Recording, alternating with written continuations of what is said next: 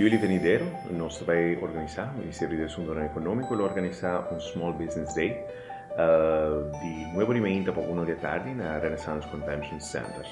A intenção do Small Business Day aqui é para apresentar eigenlijk o manejo econômico. O manejo sabe, no passado, inversão um hobby grande agora assim de infraestrutura, de qualidade de área público. E esse é o resultado em 5 áreas físicas o governo apresentar como base para a diversificação de nossa economia.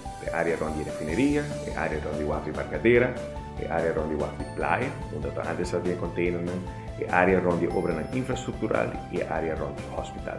E aqui quando está assim, tem Small Business Day aqui, nós também temos enfoque de 5 áreas aqui, e nós também temos alguns speakers que inspiram o negócio mediano e chiquito de Aruba, para por fazer inversão e para por guiar na área nova aqui. Esta vez está desenvolvendo 5 áreas aqui a base de 4 top sectores, como a logística, tecnologia limpa, exportação de conhecimento, como também indústria criativa.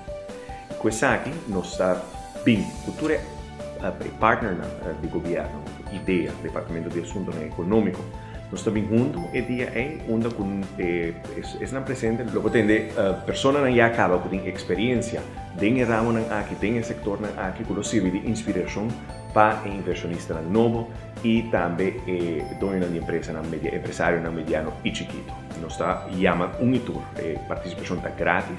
Depois de primeira parte de main, tem alguns breakout sessions, onde tem diferentes, se você chama workshops, para o que trata como começar bom negócio, que tem elementos, que tem ingredientes para pôr um negócio de sucesso, com que hora vamos invertir em qualidade humana, nessa parte de human resources também é hobby importante.